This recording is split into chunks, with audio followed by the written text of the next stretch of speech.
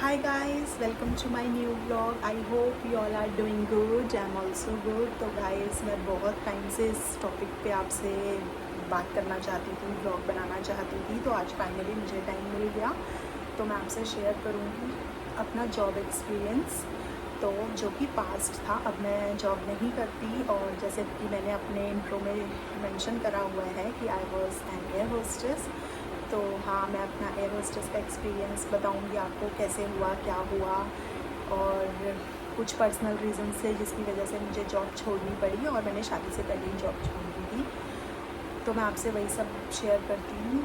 तो पहले मैं थी ग्राउंड स्टाफ में, डायरेक्ट मैं एयर होस्टेस में नहीं गई थी, क्योंकि थोड़ा सा एक्सपीरियंस चाहिए होता है आपको। आप किसी भी लाइन में जाते हो तो आपको थोड़ी सी वहाँ की नॉलेज होनी चाहिए, राइट? तभी आप किसी भी फील्ड में थोड़ा आगे बढ़ सकते हो। तो मैंने एक्सपीरियंस थोड़ा सा गेन करने के लिए ग्राउंड स्टाफ ज्वाइन किया था। ग्राउंड स्टाफ में मैं थी थाई एयरवेज में। थाईलैंड की फ़्लाइट है, इंटरनेशनल फ़्लाइट है, और उसमें मैं एज अ CSA थी, कस्टमर सर्विस एजेंट। उसमें हम लोगों का क्या काम होता था, लाइक जो भी इंटरनेशनल फ्लाई कर रहा है हमारी फ़्लाइट से, थाई एयरवेज से, उसकी डॉक्यूमेंटेशन होती थी, तो डॉक्यूमेंट्स चेक करते थे। जैसे अगर आप बेसिकली आप नॉर्मल डोमेस्टिक फ्लाई कर रहे हो, तो आपकी जो डॉक्यूमेंटेशन होगी वो बहुत बेसिक चेक होता है, ज़्यादा कुछ नहीं होता। आपने भी नोट किया होगा, ज़्यादा से ज़्यादा आधार कार्ड, पैन कार्ड, ये सब देखते हैं। बट जब आप इंटरनेशनल फ्लाई करते हो तो आपकी बहुत चीज़ें देखी जाती हैं, पासपोर्ट, आपकी टिकट, आपके पास करेंसी कितनी है, आपका वीज़ा, आप जिस कंट्री जा रहे हो, तो ये सब देखा जाता है। तो वही सब हम भी देखते थे। आपका पासपोर्ट वैलिड कब से है, कब तक है, आपका वीज़ा कहाँ का है, कब से वैलिड है, कब तक है, आपके पासपोर्ट पे कितने वीज़ाज लगे हैं, आपके पासपोर्ट पे ब्लैंक पेज भी होना चाहिए इमिग्रेशन की स्टैम्प के लिए। तो ये सब देखा जाता था। पहले तो हम लोग चेक करते हैं CSA, फिर जब ओके होता है तो वो आगे जाता है पैसेंजर, फिर उसको इमिग्रेशन वाले चेक करते हैं। इमिग्रेशन वाले ओके करते हैं तो फिर उसको कस्टम चेक करता है, कस्टम भी ओके करता है, फिर वो इंटरनेशनल फ्लाई कर सकता है। तो ये प्रोसीजर होता है अगर आप इंटरनेशनल अप्लाई करते हो। वैसे इतना कुछ हुआ नहीं है, नॉर्मली होता है, बस हाँ डॉक्यूमेंट्स थोड़ा ध्यान देना पड़ता है कि कोई स्किप ना हो जाए। लाइक कोई किसी के पासपोर्ट पे ब्लैंक पेज ही नहीं है, सब जगह स्टैम्प लगी है, और फिर अगर क्लियर हमारे से क्लियर हो गया तो इमिग्रेशन वाले उसको स्टैम्प कहाँ लगाएंगे, क्योंकि उसके पासपोर्ट पे तो कोई ब्लैंक पेज ही नहीं है, तो उसको प्रॉब्लम होगी। अगर वहाँ से भी निकल जाएगा तो जिस कंट्री को जाएगा वहाँ की इमिग्रेशन कहाँ स्टैम्प लगाएगी, क्योंकि उसके पासपोर्ट पे ब्लैंक पेज नहीं है। तो इस वजह से ये सब हमें देखना होता था। हमें फिर टिकट भी देखनी होती थी कि आपकी रिटर्न कब की है। आप अगर टूरिस्ट वीज़ा पे जा रहे हो तो आपकी कब से वैलिड टिकट, मतलब कब की है, और वापसी कब की है, ये सब देखना होता था। प्लस आपके डॉक्यूमेंट्स देखने होते थे कि आप अगर मान लो स्टूडेंट वीज़ा पे जा रहे हो तो स्टूडेंट वीज़ा देखना होता था। स्टूडेंट वीज़ा पे हमें रिटर्न टिकट नहीं चाहिए होती, तो रिटर्न टिकट छोड़ देते थे। अगर आप टूरिस्ट वीज़ा पे जा रहे हो तो आपकी रिटर्न टिकट भी मस्ट है।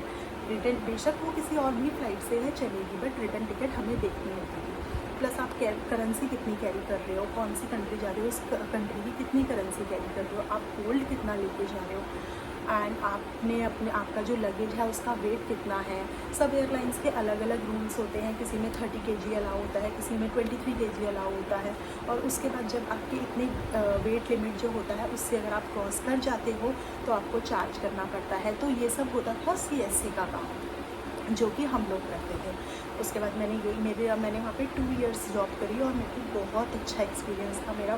बहुत अच्छी लाइफ थी। मेरे कलीग्स बहुत अच्छे थे।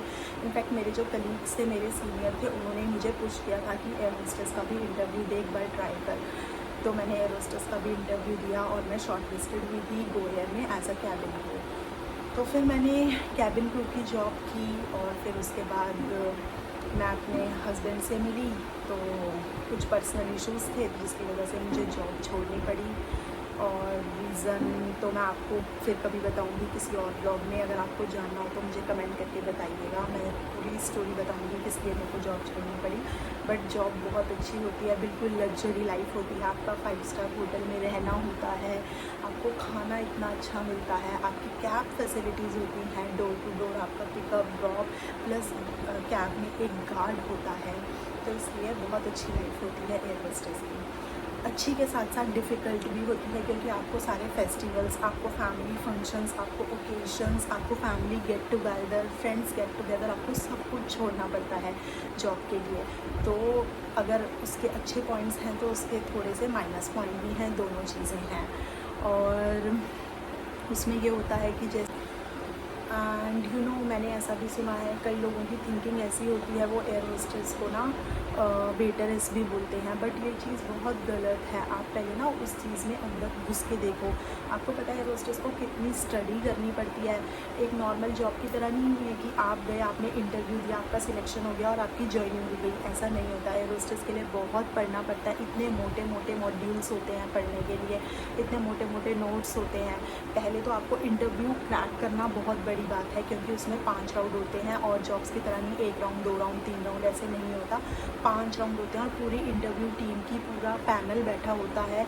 इंटरव्यू लेने वाला 1 या 2 जने नहीं होते, पूरे 5 या 6 लोग होते हैं जो हमारा इंटरव्यू ले रहे होते हैं। इनफैक्ट आपको नोटिस कर रहे होते हैं, आप डोर से कैसे वॉक करके आए हो, आपके बैठने का तरीका, आपका स्माइल कैसे कर रहे हो, ये सब नोट किया जाता है। तो नॉर्मल जॉब में तो ये सब नोट नहीं होता ना। तो मतलब एक कोई भी है जो एयर होस्टेस के इंटरव्यू के लिए गया है, जब उसे पता चलता है उसकी सारी चीज़ें नोट होनी है, तो ऑब्वियसली बात है बंदा डर जाता है, और उसके बाद फिर उसको पढ़ना भी पड़ता है। ये सब इंटरव्यू क्रैक करने के बाद उसको जब सिलेक्ट कर लिया जाता है, कोई भी एयरलाइन हो, जब उसे वो अपने पास ले लेती है, शॉर्टलिस्टेड कर लेती है, उसके बाद उसको पढ़ना पड़ता है। 3 महीने की उसकी ट्रेनिंग होती है, और ट्रेनिंग के बाद उसको एग्ज़ाम देना होता है। अगर वो एग्ज़ाम क्लियर करता है तो उसे जॉब मिलती है, नहीं तो उसे टर्मिनेट कर दिया जाता है। तो ऐसे ही मेरे साथ भी हुआ था। मैंने इंटरव्यू दिया गोएयर में, और गोएयर में इंटरव्यू दिया। मेरे 5 राउंड हुए थे। फर्स्ट राउंड था हाइट एंड वेट चेक, और लिमिट होती है हाइट की भी वेट की भी। ऐसे नहीं होता कि कम हाइट वालों को ले लेंगे, उनके कुछ बाउंडेशंस होते हैं। लाइक जो फ़्लाइट के जहाँ पे हम अपना लगेज रखते हैं, वहाँ पे हमारा हाथ जाना चाहिए विदाउट हील्स, तो वो चेक करते हैं। उसके लिए उनको हाइट चाहिए होती है, और वेट भी उसी अकॉर्डिंग चाहिए होता है। तो पहले फर्स्ट राउंड होता है हमारा हाइट वेट का। सेकेंड राउंड हमारा होता है सोलो इंटरव्यू का। लाइक अकेले एक बंदा बैठा है, एक आप बैठे हो, वो आपसे क्वेश्चन टू क्वेश्चंस कर रहा है, और आपको आंसर देने होते हैं। बेसिकली तो वो वैसे मैं आपको ये अलग ब्लॉग में बताऊंगी कि क्या क्या पूछते हैं इंटरव्यू में। अगर किसी को जानना है तो मुझे कमेंट करके बताइएगा किसको क्या क्या पूछना है, मैं बताऊंगी इंटरव्यू में क्या क्या पूछा जाता है। और फिर थर्ड राउंड होता है हमारा ग्रुप डिस्कशन, जिसमें जो भी शॉर्टलिस्टेड हुए होते हैं, जैसे फर्स्ट राउंड जिसने क्लियर कर लिया, जिसने सेकंड कर लिया, थर्ड में जो बचे हैं उन सबको इकट्ठा बिठा दे देते हैं, एक टॉपिक दे देते हैं, और आपको उस टॉपिक के बारे में बोलना है। और फिर वो देखते हैं कि कितने लोग बोल रहे हैं, कौन कौन बोल रहा है, बोलने का तरीका कैसा है उनका। फिर वो उसमें से भी छांटते हैं, फिर वो उसमें से छांट के फोर्थ राउंड में भेजते हैं। फोर्थ राउंड में क्या होता है, आपके 5-6 इंटरव्यू लेने वाले बैठे होते हैं, और उनमें से 5-6 में से कोई भी आपसे कैसी भी आपको सिचुएशन दे देता है कि लाइक फ़्लाइट में अगर आपके मुंह पे किसी ने ग्लास फेंक दिया तो आप क्या करोगे। फ़्लाइट में अगर 2 पैसेंजर आपस में लड़ रहे हैं, आपने उनको काम डाउन करना है तो आप क्या करोगे। लाइक अलग अलग तरह की सिचुएशंस देते हैं। अगर फ़्लाइट में हाईजैक हो गया तो आप क्या करोगे। तो ऐसे सिचुएशंस देते हैं, और आपको उसके बारे में आंसर करना होता है। वो आपका पेशेंस लेवल और सब कुछ देख रहे होते हैं कि आप क्या क्या कर सकते हो। और फिर उसके बाद आपका फिफ्थ राउंड होता है। फिर आपका फिफ्थ राउंड होता है कि आपका कोई टैटू वगैरह तो नहीं है, टीथ आपके प्रॉपर हैं, लाइक वो ब्रिसल्स जो होती हैं वो तो नहीं लगी, ये सब होता है। और फिर एक राउंड और होता है शायद, उसमें वो आपको अपनी एयरलाइंस के बारे में आपसे थोड़ा बहुत कुछ पूछते हैं। और फिर अगर आप पहले आपको फ़र्स्ट क्लियर करना पड़ता है हाइट वेट का, फिर आपको सेकंड क्लियर करना पड़ता है जो सोलो होता है, फिर थर्ड क्लियर करना पड़ता है। तो कई लोग तो फर्स्ट से आउट हो जाते हैं, कई लोग सेकंड से आउट हो जाते हैं, कई लोग थर्ड आउट हो जाते हैं। सब लक, डिपेंड्स ऑन लक। तो ऐसे ही मेरे 5 राउंड हुए थे गोएयर में। तो जब मैंने 5 क्लियर कर दिए तो फिर उन्होंने बोला in case if you are shortlisted we will mail you. तो तब भी वो श्योरिटी नहीं देते कि आप कंफर्म हो। वो आपको बोलते हैं अगर आपको हमने सिलेक्ट किया होगा हम आपको मेल कर देंगे मेडिकल के लिए, क्योंकि लास्ट राउंड होता है मेडिकल का। आपकी पूरी बॉडी का मेडिकल होता है, आप मेडिकली फ़िट हो फ्लाई के लिए या नहीं हो, तो आपको वो भी क्लियर करना पड़ता है। तो मेरे साथ भी ऐसा ही हुआ था। मेरे को पूरे राउंड दे दिए थे, मतलब मेरे पूरे 5 राउंड हुए थे। उसके बाद उन्होंने बोला था कि ठीक है, you can go home now and if you are shortlisted we will mail you. तो मैं अपने घर आ गई थी। फिर मेरे को 1 वीक बाद मेल आई थी कि congratulations, you are shortlisted in a GoAir as a cabin crew. और आगे की फॉर्मेलिटीज़ उन्होंने बता दी थी कि आपको कहाँ से करवाना है मेडिकल, ये सब अल्ट्रासाउंड और अल्ट्रासाउंड था, आई चेकअप था, बहुत सारे टेस्ट थे, ब्लड टेस्ट थे, बहुत सारे टेस्ट होते हैं मेडिकल के, तो आपको वो भी क्लियर करने पड़ते हैं। फिर उसके बाद आप उनको अपनी सारी रिपोर्ट्स भेजते हो, फिर वो अपने डॉक्टर से चेक करवाते हैं। उसके बाद वो आपको फाइनल जो होता है वो मेल भेजते हैं जॉइनिंग लेटर की। तो ऐसे ही मेरे साथ हुआ था। फिर उन्होंने मेडिकली उनको पूरा जब विश्वास हो गया था तो उन्होंने फिर मेरे को मेल भेजी थी। और मेरा जो ट्रेनिंग उसके बाद होता है ट्रेनिंग पीरियड 3 मंथ्स का होता है, वो आपको 3 मंथ्स ट्रेनिंग देनी पड़ती है। आपसे फ्लाई नहीं करवाते, वो आपको पढ़ाते हैं, फ़्लाइट के रूल्स सिखाते हैं, रूल रेगुलेशन, उसके नोट्स आपको याद करने पड़ते हैं, क्योंकि आपको 3 मंथ्स बाद आपको एक एग्ज़ाम देना होता है। अगर आप वो एग्ज़ाम क्लियर कर पाओगे तो वो आपको आगे फ्लाई करने के लिए ओके करते हैं, अदरवाइज़ वो आपको टर्मिनेट कर देते हैं। और एग्ज़ाम भी ऐसे नहीं होता कि आपने क्लियर कर लिया ओके, उसमें आपको 90% अबव मार्क्स चाहिए तो आपका एग्ज़ाम क्लियर होगा, अदरवाइज़ वो आपको टर्मिनेट कर देंगे। 90% कितना ज़्यादा होता है तो हमें उसी हिसाब से पढ़ना भी पड़ता है, एक एक चीज़ बहुत अच्छे से समझनी पड़ती है। और सब्जेक्ट्स भी बहुत सारे होते हैं, लाइक ग्रूमिंग का होता है, और ग्रूमिंग का होता है, सेफ्टी का होता है, मेडिकल का होता है, और ऐसे ऐसे मतलब सिचुएशंस होती हैं।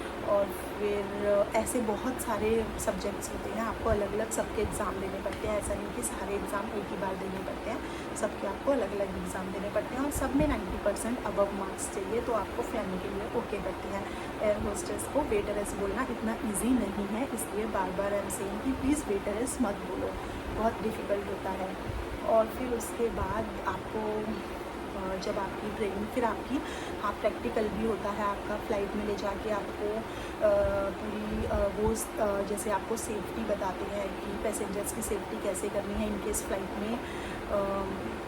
फ़्लाइट में मान लो आग लग गई तो आप लोगों को कैसे डिसएम्बार्क करना है पैसेंजर्स को, और कैसी सिचुएशन आपको कैसे हैंडल करना है। अगर मान लो फ़्लाइट किसी रिवर पे लैंड हो रही है, कुछ रीज़न्स हैं, तो आपको कैसे हैंडल करना है, सब कुछ वो फ़्लाइट में जाके आपको उनको प्रैक्टिकल उसका भी प्रैक्टिकल एग्ज़ाम होता है। फिर आपका स्विमिंग का एग्ज़ाम होता है। स्विमिंग वो आपको ऊपर से जंप करवाते हैं एक पूल में, कि आपको अगर इनकेस ऐसा हुआ तो आप पैसेंजर्स को कैसे बचाओगे स्विमिंग पूल से, तो इसलिए हमें स्विमिंग भी सीखनी पड़ती है।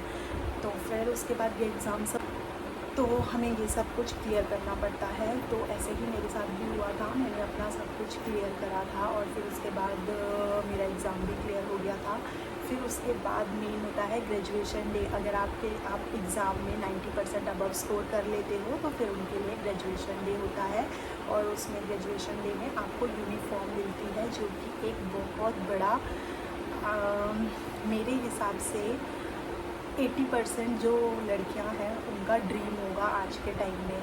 तो जब आपको यूनिफॉर्म मिलती है, आपको वो स्कार्फ पहनाया जाता है, आपको यहाँ पे विंग्स का एक बैच लगाया जाता है, वो बहुत अच्छा मोमेंट होता है, बहुत अच्छी फीलिंग होती है। मेरे लिए तो थी, क्योंकि मेरा एक बहुत बड़ा सपना था, और जब मेरे साथ हुआ था तो I was literally crying there. I was क्या यार, और मोस्टली जो गर्ल्स हैं वो उनके साथ ऐसा होता है। तो फिर उसके बाद 90% अबव मार्क्स आने के बाद आपका ग्रूमिंग नहीं, आपका ग्रेजुएशन डे रखा जाता है। पहले जब आप 90% अबव आपके मार्क्स आ गए, आपको वो पहले इन्फॉर्म कर देते हैं कि नाउ फाइनली कॉन्ग्रेचुलेशंस। तो वो आपको मतलब वो कर देते हैं कि now you are ready to fly का आपको एक सर्टिफिकेट दे देते हैं। तो आपको फिर वो आपके मेजरमेंट के हिसाब से आपकी यूनिफॉर्म रेडी करवाते हैं, और आपको बैग देते हैं, जो ट्रॉली बैग होता है होस्टेस का, वो देते हैं, उसके अंदर यूनिफॉर्म होती है। आपको वो ग्रेजुएशन डे से 2 दिन पहले दे देते हैं। और फिर आपको ये सब शूज़ देते हैं, जो उनकी हील्स होती हैं वो देते हैं। सब कुछ देके फिर आपका एक ग्रेजुएशन डे सेलिब्रेट होता है, जहाँ पे आपकी ट्रेनिंग, जो आपका ट्रेनिंग सेंटर होता है वहीं पे आपका ग्रेजुएशन डे सेलिब्रेट होता है, जो कि बहुत अच्छा होता है। और उसमें आपको प्रॉपर ग्रूम होके और पूरी ड्रेस पहन के पूरा हेयर स्टाइल जैसा उस एयरलाइन का हेयर स्टाइल होता है वैसा हेयर स्टाइल करके आपको जाना होता है। और बहुत अच्छी फीलिंग आती है, क्योंकि वो मतलब अपना ड्रीम जो होता है उसकी हम फर्स्ट टाइम यूनिफॉर्म वेयर करते हैं, तो ऑब्वियस सी बात है कि फीलिंग तो आएगी ही। और फिर उसके बाद आपका नाम लेते हैं स्टेज पे, और आप जाते हो, अपना सर्टिफिकेट लेते हो, अपना बैच लगवाते हो उनसे, यहाँ पे अपना स्कार्फ लगवाते हो, लाइक इंडिगो में उनकी कैप होती है, कैप पहनाते हैं। तो ऐसे करके वो आपको फिर रेडी टू फ्लाई का सर्टिफिकेट देते हैं, जो कि बहुत अच्छा मोमेंट होता है। तो ये था मेरा पास्ट। फिर मैंने जॉब करी, आई थिंक मैंने 1 ईयर करी है जॉब, हाँ 1 ईयर करी है कोरियर की जॉब। 3 मंथ्स उसका ट्रेनिंग ली, फिर एग्ज़ाम दिया, एग्ज़ाम क्लियर करने के बाद 1 ईयर मैंने जॉब करी। फिर मेरी शादी होने की तो मुझे जॉब छोड़नी पड़ी। तो ये था एक्सपीरियंस, और एक्सपीरियंस था कि मेरे साथ इतना कुछ हुआ था फ्लाइट में, अलग अलग तरह से रोज़, कभी कोई कैसा पैसेंजर मिलता है, कभी कोई कैसा मिलता है, कभी कोई कैसे मिलता है, वो मैं आपसे शेयर करूँगी। अगर आपको जानना होगा तो प्लीज़ कमेंट करके ज़रूर बताइएगा कि किस किस को जानना है। और इंटरव्यू क्रैक कैसे करते हैं, इंटरव्यू में क्या क्वेश्चंस पूछे जाते हैं, ये भी मैं आपको ज़रूर बताऊंगी। जिसको कोई डाउट हो, किसी को कोई क्वेश्चन पूछना हो तो आप कमेंट करके मुझसे पूछ सकते हैं। फिर मैं उसके लिए, आप लोग बोलोगे तो नेक्स्ट व्लॉग बनाऊंगी एक पूरा, उसमें सारे क्वेश्चंस बताऊंगी, आंसर्स बताऊंगी, क्वेश्चंस बताऊंगी कि क्या क्वेश्चंस पूछ सकते हैं और आपको कैसे जाना चाहिए इंटरव्यू के लिए, ये सब होता है। तो ये था मेरा आज का ब्लॉग कि मेरे को आपसे शेयर करना था, तो मैंने आपसे शेयर किया ये सब। तो किसी को कोई भी प्रॉब्लम हो, कुछ भी पूछना हो, तो मेरे को इस बारे में अगर कुछ भी पूछना हो तो मेरे को कमेंट करके ज़रूर पूछिएगा। और मेरी बहुत सारी मेमोरीज़ भी हैं, मेरी फ़ोटोज़ हैं, वीडियोज़ हैं, मैं आपसे ज़रूर शेयर करूँगी आप लोगों के साथ, जिसमें मुझे थोड़ा सा टाइम लगेगा। फ़ोटोज़, मेरा पुराना फ़ोन जो है वो गुम हो गया है, तो फ़ोटोज़ मेरे को इधर उधर से ढूंढने में थोड़ा सा टाइम लगेगा, बट हाँ मैं ज़रूर शेयर करूँगी। आप बहुत सारी फ़ोटोज़, वीडियोज़, होटल की फ़ोटोज़, जहाँ हम स्टे करते थे, फ़्लाइट के अंदर की फ़ोटोज़, कॉकपिट की फ़ोटोज़। और जब फिर अब मैं नेक्स्ट व्लॉग बनाऊँगी, आप लोग कमेंट करके बताइएगा कि मैं बनाऊँ या ना बनाऊँ। और बनाऊँगी इस बारे में कि जब फ़्लाई करने लगे तो फ़्लाई कैसे करते हैं, फ़र्स्ट फ़्लाइट कैसे होती है, फ़्लाइट में क्या होता है, हमें क्या करना होता है, हमें बैग में क्या रखना होता है। और जो भी क्वेश्चंस होंगे आप लोगों के, आप मेरे से पूछ सकते हैं, मैं आपसे ज़रूर शेयर करूँगी। तो मिलती हूँ आपसे नेक्स्ट ब्लॉग में, तब तक के लिए bye bye, see you soon.